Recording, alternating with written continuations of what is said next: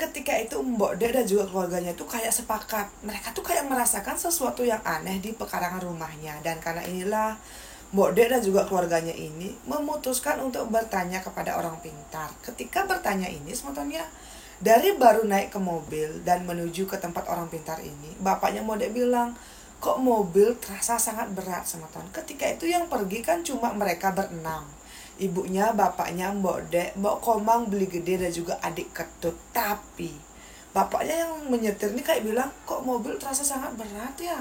Ini tuh ada apa? Dan tiba-tiba mereka itu saat melewati sebuah desa ya, kok bapaknya ini merasa mobilnya ini malah tambah berat. Dan ternyata ketika dicek, ban bagian belakang kempes. Dan ketika itu saat Mbok Dek ini melihat ke belakang, dia benar-benar melihat dengan nyata ada sosok tinggi besar yang sedang berdiri di belakang orang tuanya yang sedang mengecek ban belakang. Dan ketika itu Beli Gede bertanya, kenapa Dik, kenapa? Nah, Mbok Dek pun diam sebetulnya. Ketika itu dia tuh kayak lirik-lirikan dengan Mbok Komang. Mbok Komang pun seperti mengiyakan apa yang sedang dilihat oleh Mbok Dek. Mbok Dek pun bingung, kenapa kok dia malah bisa melihat sesuatu yang biasanya hanya bisa dilihat oleh Mbok Komang. Dan ketika itu Beli Gede juga kedua orang tuanya Mbok Dek menghubungi warga terdekat untuk mencari bingkil. Dan Mbok Dek, Mbok Komang, dan juga si adik Ketut ini menunggu di dalam mobil. Selama mereka menunggu ini, entah bagaimana ya, Mbok Dek merasa sangat merinding sebetulnya. Ketika itu mobil orang tuanya Mbok Dek ini kan memang berhenti di pinggir jalan di sebuah desa. Untuk mencari alamat orang pintar ini, mereka itu harus melewati sekitar 5 desa di seberang desanya. Dan ketika itu Mbok Dek kok kayak melihat ke sekeliling, dia baru sadar ternyata mereka ini berhenti di pinggir persawahan warga yang waktu itu sawahnya sedang hijau-hijaunya. Karena pemandangannya sangat bagus, Mbok Dek pun turun dengan Mbok Komang. Mereka pun kayak menunggu di samping mobil.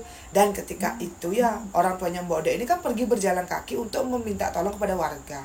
Beli Gede pun juga ikut pergi gitu loh semua. Dan ketika itu Mbok Dek kok merasa seperti mendengar suara seseorang sedang tertawa cekikikan di dalam mobil. Anehnya tiba-tiba Mbok Komang yang tadinya duduk dengan dia di samping mobil, di luar mobil gitu loh ya, sudah ditemukan pingsan di dalam mobil sampai badannya itu sudah bau anyir. Dan ketika Mbok Dek melihat, si Mbok Komang ternyata sudah kencing dan juga berak di celana semoton. Wajahnya Mbok Komang sudah menghitam dengan lidah yang terjulur keluar. Nah, karena Mbok Kade saking takutnya, dia berlari keluar mobil sambil tolong. Kebetulan ketika itu orang tuanya dan juga Beli Gede sudah datang dengan membawa mobil pickup. Dan ternyata mobil pickup ini memang disewa oleh kedua orang tuanya dengan warga yang ada di sana gitu loh. Nah, waktu itu orang tuanya kaget, kenapa Dek, kenapa? Mbok Kade pun memberitahu kedua orang tuanya kalau Mbok Komang sedang pingsan sambil terkencing dan juga sampai berak di celana di dalam mobil. Dan ketika itu orang tuanya kaget dong. Di tengah kepanikan ya, mereka pun mengangkat badan adik Komang, dibawa naik ke atas mobil pickup, dan mereka pun pergi ke tempat orang pintar. Engken kada nunduke. Waktu dalam perjalanan ini semua orang tuanya Mbok Dek ini tidak berbicara sama sekali. Yang ada di depan itu Mbok Komang dengan Mbok Kade. Ibunya Mbok Kade duduk di belakang dengan Beli Gede dan juga adik Ketut. Nah, waktu itu bapaknya Mbok Dek bilang, Dek, kamu merasa gak sih ada bau anyir? Mbok Dek pun bilang, iya Pak, kok bau anyir ya? Nah, ketika itu di dalam mobil ini Mbok Dek pun mengelap badan adiknya ini menggunakan kain bersih yang memang dibawa oleh orang tuanya. Dan ketika Mbok Dek mengelap ini, dia tuh kayak kaget banget semua tau. Saat Mbok Dek kayak membuka celana belakang si adik Komang ini ya, banyak sekali ada dan juga kotoran. Dan ternyata itulah yang dicium berbau anyir dari tadi. Singkat cerita, setelah perjalanan yang menurut Mbok Kade itu cukup panjang dan melelahkan, mereka pun tiba di tempat rumah orang pintar. Di sana Mbok Dek dengan ibunya meminjam kamar mandi untuk membersihkan badannya Mbok Komang, dan Mbok Komang masih belum bangun. Saat dibaringkan di halaman rumah si orang pintar ini, tiba-tiba adik Komang menangis berdiri sambil menari. Dan ketika itu Mbok Komang berbicara menggunakan bahasa yang tidak dimengerti oleh Mbok Dek. Dan saat itu juga Si orang pintar ini wajahnya sampai merah padam. Seolah-olah si orang pintar ini sedang merahasiakan sesuatu gitu loh. Nah setelah itu ya, orang pintar ini kayak menghidupkan 3 dupa. Kemudian 3 dupa ini yang masih ada apinya langsung blak, dihantam-hantamkan di telapak tangan kirinya si Mbok Komang. Tapi anehnya Mbok Komang bukannya menangis karena kesakitan, bukannya merintih kesakitan, tapi dia tertawa terbahak-bahak sampai meludahi si orang pintar. Semoton nih, ketika itu Mbok De tuh kayak, ini tuh ada apa kok gini. Ketika itu semoton dari sore sampai malam hari, adik Komang tidak sadarkan diri. Dia terus saja menari sambil berbicara menggunakan bahasa yang tidak dimengerti oleh Mbok De. Karena memang waktu itu sudah malam, Mbok De dengan kedua orang tuanya ini memutuskan menginap di sana. Dan besok paginya, setelah Mbok Komang ini sudah sadar, dia akan ditanyai, kenapa kamu kok berlagak seperti orang gila? Saat itu Mbok Komang bilang dia tidak ingat apapun. Dan yang dia katakan ya, Mbok Komang ini terakhir ingat, dia tuh cuma merasa sangat ngantuk, kemudian masuk ke dalam mobil. Setelah berada di dalam mobil ini, Mbok Komang merasa badannya itu panas, dingin, dan dia mendengar suara burung menangis di atas kap mobil semoton. Dan setelah itu, dia tidak ingat lagi apa yang terjadi. Nah, menurut orang pintar, sepertinya di depan toko sembako orang tuanya Mbok De ini sudah dilempari dengan tanah kuburan. Dan itulah yang membuat keluarganya Mbok De merasa diganggu oleh makhluk yang tidak kasat mata. Orang tuanya si Mbok De pun meminta kepada orang pintar ini untuk membantu menyembuhkan adik Komang. Dan orang pintar bilang, adik Komang ini harus dibawa ke sana setiap 3 hari sekali untuk diobati. Dan ketika itu mereka pun pulang ke rumah. Setelah itu sebetulnya selama berbulan-bulan setiap 3 hari sekali, orang tuanya Mbok De akan membawa Mbok Komang untuk berobat. Tapi anehnya, semakin diobati, Mbok Komang kayak semakin tidak bisa dikendalikan semeton. Dia malah berubah seperti orang gila yang selalu menangis, menjerit, berak, dan kencing di celana. Menurut Mbok De, mungkin ada sekitar 1 tahun ya orang tuanya ini bolak-balik mengajak Mbok Komang ini berobat ke dokter, berobat juga ke tempat orang pintar. Tapi seperti biasa, tidak ada perubahan. Mbok Komang malah semakin mengurus badannya itu seperti habis gitu loh semeton. Entah bagaimana ya, padahal Mbok Komang ini makan, minum, ngemil seperti biasa. Cuma ketika itu memang Mbok Komang tidak pernah mau bertemu dengan siapapun, sampai-sampai Mbok Komang ini putus sekolah. Nah suatu hari datang dari berobat ya, Mbok De ini kayak diberikan peringatan oleh orang pintar. Mbok De dan juga keluarganya ini diminta untuk mengawasi Mbok Komang. Mbok Komang itu untuk 3 hari ke depan tidak diperbolehkan keluar dari halaman rumah. Mbok Komang harus hanya berada di dalam rumah apapun yang terjadi. Karena si orang pintar ini curiga sepertinya oknum yang menargetkan si Mbok Komang ini akan melakukan sesuatu kepada si Mbok Komang. Dan penentuannya 3 hari ke depan. Kalau setelah 3 hari ini orang tuanya si Mbok De ini bisa menjaga Mbok Komang tetap berada di dalam rumah, astung karu umurnya Mbok Komang akan panjang. Tapi kalau sampai mereka ini kehilangan Mbok Komang dan membiarkan Mbok Komang keluar dari halaman rumah, orang pintar cuma bisa membantu mendoakan semoga Mbok Komang ini bisa terselamatkan. Di hari pertama dan kedua, semeton Mbok De dengan beli gede sampai tidak sekolah karena menjaga adik Komang. Dan ketika itu juga, orang tuanya Mbok De tidak buka toko karena ingin menjaga putri mereka. Tapi di hari ketiga, tiba-tiba ya dari pagi banyak sekali warga yang menggedor pintu rumah mereka dengan alasan ingin membeli sembako. Dan ketika itu, hampir semua warga yang berbelanja ini ditolak oleh kedua orang tuanya si Mbok De. Tapi pas jam 12 siang, ada sepasang suami istri yang datang ke rumahnya Mbok De. Sepasang suami istri ini adalah orang tua dari yang punya hutang 10 juta yang kemarin kayak mencaci maki ibunya Mbok De gitu loh. Mereka itu datang membawa uang 9.700.000 dengan tujuan ingin melunasi hutang putri mereka yang sudah meninggal. Karena inilah orang tuanya Mbok De pun membuka kembali toko sembako dan kayak hitung-hitungan hutang di toko sembako. Setelah toko sembako orang tuanya ini dibuka, warga banyak sekali yang bermunculan yang berbelanja di sana. Nah ketika itu orang tuanya Mbok De mengunci pintu gerbang rumah mereka. dan menyuruh Mbok Dek dan juga Beli Gede juga adik Ketut untuk menjaga adik Komang di dalam rumah. Dan Mbok Dek pun mengiyakan. Ketika itu engken keadaan unduknya sementara Mbok Dek mendengar orang-orang ramai sekali sedang berbelanja di depan rumah toko sembako orang tuanya. Nah ketika itu Mbok Dek pergi ke kamar mandi. Ketika di kamar mandi, Mbok Dek mendengar suara burung yang menangis. Itu tuh benar-benar suara burung yang kayak ketekak ketekak ketekak ketekak. Nah Mbok Dek mulai merinding. Dia mulai ingat gosip yang beredar. Kalau sampai ada yang mendengar suara burung yang menangis yang bertengger di genteng rumah warga, pasti akan ada orang yang meninggal. Ketika itu keng-keng keadaan unduke, tiba-tiba boom.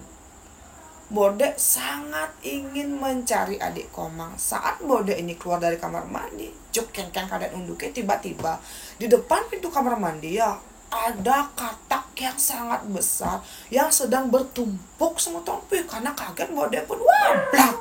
Dia terjatuh dan dia merasa bangkiangnya ini sangat sakit.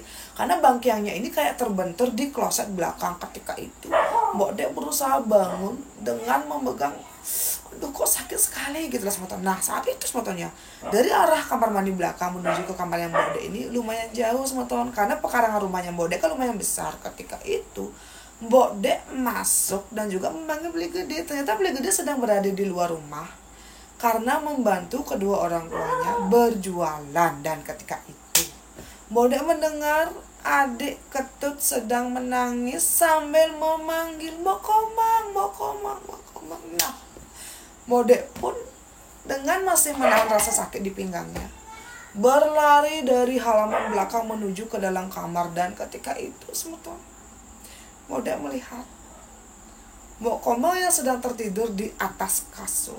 Matanya melotot ke atas, lidahnya ini sudah menjulur keluar, badannya kaku,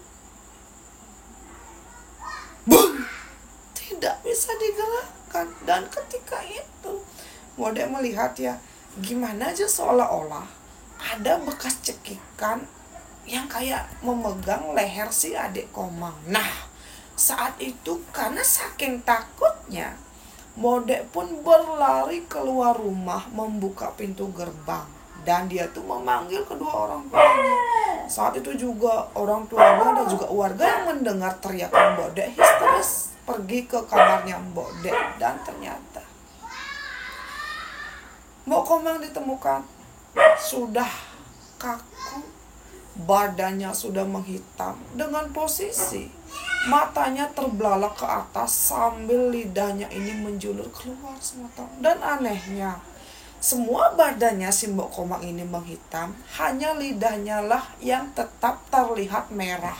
Nah saat Mbok Dek masuk ke kamarnya Mbok Komang, dia mencium bau anyir yang sangat kuat. Bau anyir ini sama seperti bau yang dia cium ketika melayat ke tempat orang meninggal yang punya hutang 10 juta kepada kedua orang tuanya. Wih, karena ini semua tahun kedua orang tuanya sampai pingsan. Mereka tuh kayak kaget banget melihat penampakan putri ketiganya yang meninggal dalam keadaan seperti itu. Gak cerita, Mbok Komang pun langsung diaben oleh kedua orang tuanya di kota tetangga. Dan sebelum diaben ini, kan seperti biasa ya, keluarga yang ada di Bali itu pasti akan mempluas menanyakan apa yang sebenarnya terjadi semeton. Saat itu semetonnya sebelum rohnya Mbok Komang ini masuk ke badan orang pintar, Mbok Dek merasa sangat merinding. Dia melihat banyak sekali ada makhluk-makhluk yang seolah-olah datang untuk mencegah si Mbok Dek ini melihat dan juga mendengar apa yang akan dikatakan oleh adiknya. Tapi astungkarinya semetonnya semuanya berjalan dengan lancar. Dan ketika itu menurut Mbok Komang, ini kembali lagi kepada semeton, silakan kalian kalau mau percaya silakan, kalau tidak juga terserah. Mbok Komang bilang saat Mbok Dek ini pergi ke kamar mandi, sebenarnya Mbok Komang ini sempat membuka pintu gerbang di bagian depan dan kayak mengikuti Beli Gede yang sedang keluar. Karena waktu itu Mbok Komang ingin sekali makan rujak. Karena Mbok Komang ini melihat kakak laki-lakinya ini pergi keluar rumah, dia tuh bermaksud ingin meminta kepada kakaknya ini untuk dibelikan rujak, tapi ingin keadaan unduke. Setelah si Mbok Komang ini baru satu langkah keluar dari pintu gerbang rumahnya, dia kok merasa kayak lehernya ini ada yang mencekik, dan karena tidak bisa bernapas, Mbok Komang pun lari ke dalam kamar. Tapi setelah di dalam kamar, dia merasa badannya ini ditindih oleh makhluk yang tidak kasat mata, dan itu tuh jumlahnya sangat banyak. Dan ternyata juga menurut Mbok Komang semeton, ada warga yang memang benci dengan kedua orang tuanya, yang menargetkan kedua orang tuanya. Tapi karena si Mbok Komang ini yang melik, dialah yang terkena, yang menggantikan kedua orang tuanya, sampai berpulang dalam keadaan setragis itu. Boom. Kok gini? Jadi yang sebenarnya ini ada oknum yang menargetkan kedua orang tuanya, tapi karena mungkin Mbok Komang ini plekadannya itu melik, dialah yang tanpa sengaja menginjak pepasangan yang ada di depan warung sembako kedua orang tuanya. Dan itulah yang terjadi semeton. Wih semeton, Mbok Dek bener-bener kok gini gitu loh. Kedua orang tuanya menangis, menyesali kepergian putri ketiga mereka. Setelah itu semeton, si Mbok Komang meminta banten, dan juga dia berjanji dari alam sana biar dia saja yang menyelesaikan ini semua, dan meminta kepada keluarganya untuk melanjutkan hidup. Tolong lanjutkan hidup dengan baik, karena dari sana Mbok Komang akan selalu bersama dengan Mbok Dek dan juga keluarga besarnya. Kedua orang tuanya setelah itu kayak mulai ngeras, dan di tahun 2005 kedua orang tuanya Mbok Dek berpulang secara bergantian. Saat ini semeton, Mbok Dek sudah menikah dan juga tinggal dengan suaminya. Toko sembako orang tuanya ini sudah dirubuhkan oleh kakak pertama. Dan kakak pertama sudah menjual rumah kedua orang tuanya karena dia tuh kayak merasa tidak kuat lagi. Uang dari hasil penjualan ini ya dibelikan tanah baru di desa tetangga. Dan kakak pertama membangun rumah di sana. Sampai sekarang Asungkare, Mbok Kadek, Beli Gede dan juga adik Ketut hidup bahagia dengan pasangan mereka masing-masing. Dan inilah cerita yang luar biasa dari Mbok Kadek. Mbok Kadek ingin bertanya kepada kalian, pernah nggak sih di tahun 90-an kalian mendengar katanya kalau ada burung yang bisa menangis dan terdengar di rumah warga, itu menandakan akan ada anggota keluarga yang meninggal? Atau cuma Mbok Dek saja yang pernah mendengar gosip-gosip dan juga dibayang-bayangi dengan hal-hal seperti ini? Silakan berkomentar, karena Mbok Kadek bilang dia pasti akan membaca dan juga menonton video ini sampai selesai. Sebelumnya sukses untuk Mbok Kadek untuk ceritanya, dan juga untuk semeton bagaimana, silakan kalian berkomentar semetonnya kok kini gati. Nah, untuk semeton yang sudah nonton dari awal sampai akhir, sukses banget. Jangan lupa tinggalkan jejak dengan cara like, komen, dan subscribe. Sampai ketemu di cerita saya selanjutnya. Dadah.